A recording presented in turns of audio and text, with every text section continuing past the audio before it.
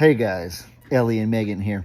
Today is our first day of the cold front that I don't think is just coming through Texas. I think this cold front is actually nationwide, all over the whole country. A lot of my friends who live in other states have been talking about they have cold weather coming, and I know us down here in Texas have a major brunt of the cold front that we're dealing with. You know, places up north, Minnesota, Wisconsin, Illinois, wherever that snows a lot, y'all are used to the cold. Y'all have the infrastructure to deal with it. We down here don't, though. In Texas, the materials that our power lines and what the animals are used to is heat-resistant things. Our animals are used to dealing with extreme heat during the summer, and we have attics over here. Y'all have basements, and so just the infrastructure as a whole is very different down here in Texas. And so when you have a major cold front like we have coming through right now, there's a lot of unusual preparations for us that we have to do. Obviously, first blatantly obvious thing is that our animals are cold. They don't have coats to handle the cold weather that animals up north probably grow, and so we got to get a lot of hay, roll it out, create spaces to keep them warm. That's pretty straightforward. There's also, not so obvious things like our pipes. Our pipes are at great risk down here when it gets really cold of, the water flowing through the pipes and then it freezing once it gets below 32. And when the water freezes, it expands, and then it can cause the pipes to expand and crack. And then obviously that's so much damage and repairs necessary. Then you don't have water. And when the power goes out, hopefully it doesn't, but if the power goes out, that creates a whole nother storm of situations. And so long story short, you guys, this cold front's created a lot of stuff and preparation for us to do, but we've taken on the challenge and we're excited and we're ready to see how we can bear through this now that it's really starting to get cold and precipitate outside. And so without further ado, let me show y'all what we've been doing the past 2 days. So right here I'm at the gas station. You can see on this time lapse, I'm filling all of our canisters with gasoline, gallons and gallons of fuel we wanted to have in reserves, just in case, because when the power goes out, and if it's out for an extended period of time, like most recently during this hurricane we had a few years ago, people are panicked, and it's almost anarchy at these gas stations and grocery stores, people trying to get extra fuel, trying to get groceries to feed their families. And so we just wanted to be prepared ahead of time so that we can say to ourselves and stay safe if there is a crisis ever. I love leaving the gas station, you guys. I always get the funniest looks when I'm driving on this side-by-side right here. People just look at me, they chuckle, they smile, they laugh, they even point sometimes, and so it's always amusing. Yeah. Hey guys. All right, so today my dad was... Oh, this is different. Is it? I like this better than whoever strung our last hay. I think my dad got this from a store or something like that. I'm not sure exactly, but he was kind enough to bring us some fresh hay today. You can see that it's really green, and so it's just, newer, fresher, more nutritious for them. And so it's always good to have a fresh start. And so right now with the really cold weather coming, it's as good as time as any to make sure that they're getting juiced up real good. And so Meg's cutting it right now. I like it better than You like it? the blue, yeah. Yeah, I like it too. Straight. And so we're gonna go ahead and spread it a little bit. As you can see, they're a little bit thin on the ground right now. So we're gonna make big old bushy piles of hay so that they can stay warm. You like that idea, Bobo? Yeah, that'll be a good idea. He agrees.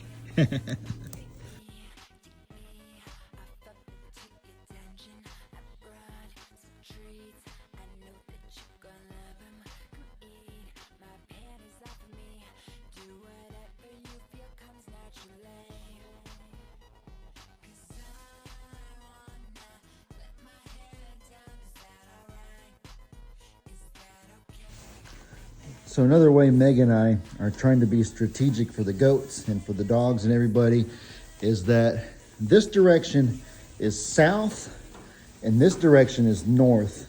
Obviously that would make over there west, and then behind me here east. And so it's important to be conscious of that, especially when it's windy, because the wind has to blow a certain direction, obviously. And so we can counter that if we're wise to keep our goats warm. And so right now the wind is blowing from the north to the south.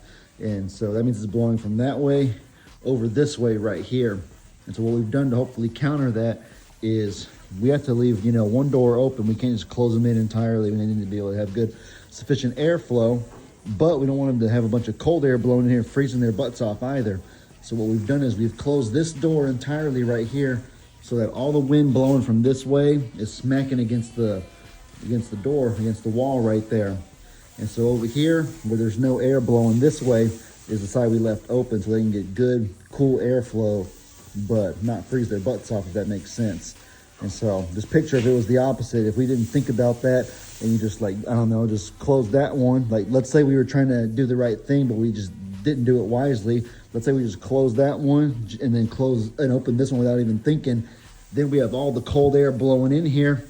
And even worse, it can't filter out through that side because it's closing, and so the cold air is bouncing off of that and just filling up this whole entire barn with freezing air. And so, you know, those are the kind of things that you just got to be conscious of on a farm. And so it's really good to be knowledgeable about. And so I'm proud of us. I'm proud of all that my dad's taught me. I appreciate it. And I'm proud of us too for how well we've researched and learned to want to do right by the animals. Show them what you did to Hero. Oh yeah. Hero doesn't handle the cold. So Hero is hadn't been feeling too good lately, and it's bad timing because the cold's coming up, and so I saw him sitting in the corner, a little shivery, and so I went ahead and did this. I did that to make sure that there's no ounce of doubt in my mind that he's warm.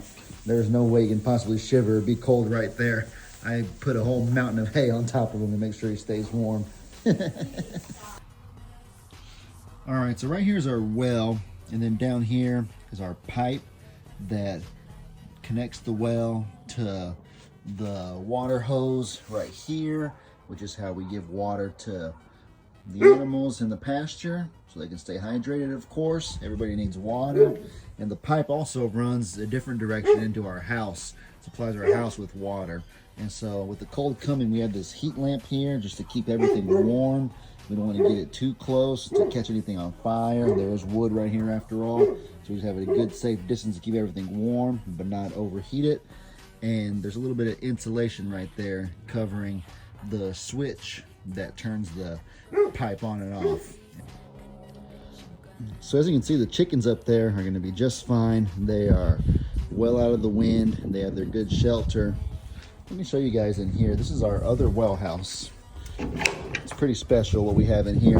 So the first well in the other well house by the barndominium, that powers our home. I shouldn't say powers, that provides water to our home and provides water to the goats pasture right there like I showed y'all. But over here, this powers, you know, Nate's barn, water to the stalls, and basically the rest of the property that needs water. And so this is our second tank. Of course, we have a heat lamp right here keeping the pipes for it warm. And this pipe right here in particular, this leads to the granddaddy of them all. This right here is our lifeline. 500-gallon water tank. Can y'all believe that? That is a ton of water. And this right here is tightly sealed as can be. And so if you open it, I'm gonna need to put the phone down. I don't think I can actually open this myself. Give me a second. Or I meant to say I can't open it with one hand. I'm gonna need two hands to open it. You got it? And so it's kind of dark, but in there is, y'all hear it? 500 gallons of pure drinkable water if there was ever a true crisis or an emergency.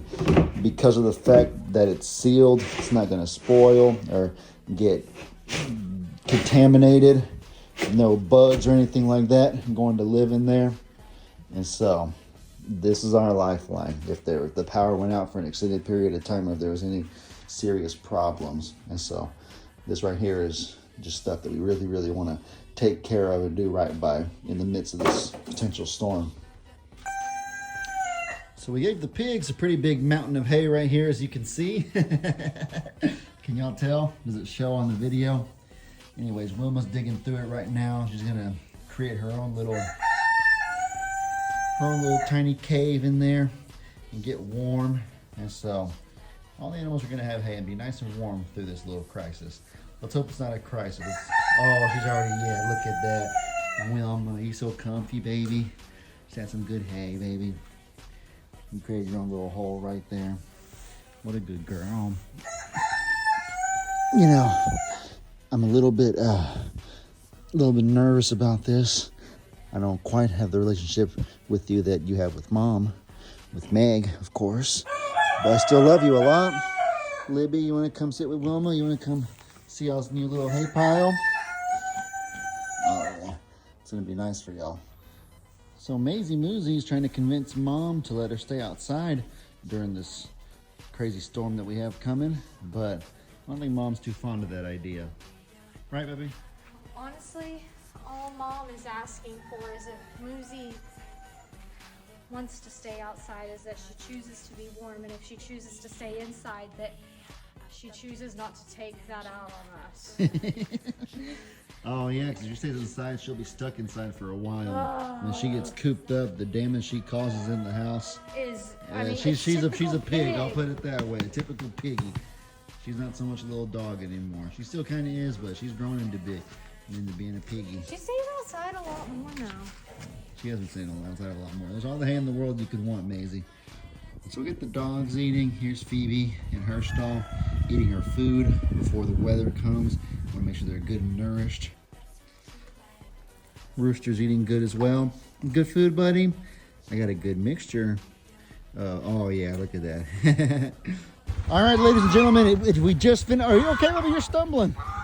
We just finished in the nick of time. The rain is starting to come down right now. We got their big old hay mountain in there, Mr. Piggles, Annabelle, and Socks. I don't know where Socks went, but he's gonna be here somewhere in a second. I'm sure he's just grazing. These guys are weird. They do it in the middle of the night. Look how good Annabelle's been walking recently, you guys. I know. You want me to pet you, Mr. Piggles, you little whiny boy. I know. All right, ladies and gentlemen, it is extremely dark in here right now, so I'm not sure how well you'll be able to tell what I'm trying to do, but I have a big old tarp that I got from outside, and I am presently in the barn dominium. And so our plan here, Jamie gave me this idea, and it is a really, really clever one, so I appreciate that, Jamie. If you're watching this, I'm trying to extend this tarp out as wide as possible. It's a huge tarp, so I just got to unroll it, and the plan is to get our chickens, because our chickens, you guys, they're not so smart. They we have 2 coops for them that y'all seen before, but they don't like laying in the coops. They don't like sleeping there at night. They prefer to sleep in the trees. There's this big old tree that they really like, and they love sleeping in all the bushes of it. And so it's pretty funny. I'll show you in a second. It's pretty cute and funny ordinarily when the weather's normal, but when it's going to be below freezing and raining, not so good for their health. That's how you can get pneumonia and get sick. And so we're not about to let them, sit in that. We're going to lay this tarp out and bring them one by one all in here so they can be in the warm barn dominium at night. All right, so our last order of business is going to be getting these dang chickens out of the tree that I mentioned. Don't say those dang chickens. My lovable chickens. I love them a lot. It's just a humorous term. This was your choice because I have made it very clear that I would like to cut the tree down. But they're so happy. They love their tree. If it wasn't the weather that it is right now, then they would be fine. There's no predator danger in that tree. This is close to where our dogs patrol, where all the animals are at, and our cat presence, and so they're safe and they're happy in that tree. But we got to get them out right now, because if it's going to start raining and freezing, this is just asking for pneumonia. And so obviously can't have that happening. Come on, little chickens. See, the ones that are right here aren't going to be too bad. There's a few way up there. There's my naked necks, and then there's some that get pretty dang high in the tree. I don't know if you can see them up in there. There's hay right there. There's some that get really high and really deep in there that are going to be hard to get out. Yeah, no, most of the birds are child's play. They're just right here, and so you literally just grab them, and then you hold them and take them to the barn dominium. But these last few that are really high up in very bushy locations and that are like almost too high to even reach. Sorry. Look how she does this. Really. She's gonna fight. Uh-oh. Sorry. Oh, you got her, buddy. Look at that. My wife, she's able to do it in a very quick and peaceful, painless way to create the least amount of stress for the bird as possible. That was impressive. All right, so we finished this up. We got all of our chickens in. We got Frank. We got Sizzle, aka Sink Chicken. Here's Rocky. And so everybody's in the barnuminium. They're gonna stay warm for the night. Megan's out. And Megan is out. All right, good night, little chickens. Y'all stay warm, okay? Don't talk to strangers. Good night. All right, guys. Hope y'all enjoyed that video. We got, who's this right here? Cake behind us, baby? Cake sleepy? Are you feeling sleepy, Levy? No, I'm exhausted, so I need to get some rest. But I think that we're prepared and we're ready. Y'all let me know in the comments, you guys, what kind of stuff you guys want to see. Hope you all have an incredibly blessed rest of y'all's day. In Jesus' name. And I will catch y'all next time. As I always say, your boy Ellie out.